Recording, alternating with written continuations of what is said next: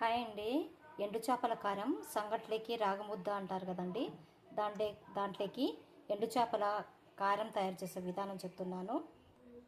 ఉప్పు, ఎండుమిర్చి ఏంచి తీసుకోవాలండి. వెల్లుల్లి రెబ్బరు ఇలా కచ్చా పచ్చా వేయాక ఇది కొంచెం చింతపండు వేసుకోవాలి. ఇప్పుడు ఈ వంకాయలు కాల్చాను. ఈ ఇదంతా తీసేసి ఈ వంకాయలు తీసుకోవాలి. పొట్టు తీసేయాలి. ఇలా పొట్టు తీసిన వంకాయ దీంట్లో వేసేయాలంటే కాల్చి దీని మీద పొట్టు తీసేసి మిక్సీ పట్టాలి. ఒకవేళ పెద్దవాళ్ళు ఉంటే చేత్తో అయినా చేసుకోవచ్చు, టేస్ట్ ఇంకా బాగుంటుందండి. ఇలా కచ్చాపచ్చాగానే ఉండాలండి, బాగుంటుంది. ఇప్పుడు ఒక బౌల్లోకి తీసుకోవాలి. ఇప్పుడు కొద్దిగా నీళ్లు పోసుకోవాలండి. ఇప్పుడు ఈ చేపలు ఏంచి పెట్టాము కదా, ఈ చేపలు వేసేయాలి. వేసి బాగా కలపాలి. ఇప్పుడు ఉల్లిపాయలు కట్ చేసి పెట్టిన ఉల్లిపాయలు వేసేయాలి.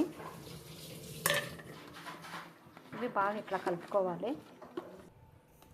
ఇంతేనండి, చేపల కారం రెడీ అయింది. ఇది సంగటి కానీ రాగి ముద్ద అంటారు కదా, దాంట్లోకి చాలా బాగుంటుందండి. తప్పకుండా ట్రై చేయండి. నచ్చితే లైక్ చేయండి, మన ఛానల్ని ఫాలో అవ్వండి. ఇది ఎక్కువ ఇలా మా అమ్మమ్మ చేసేదండి. నేను ఫస్ట్ టైం ట్రై చేశాను.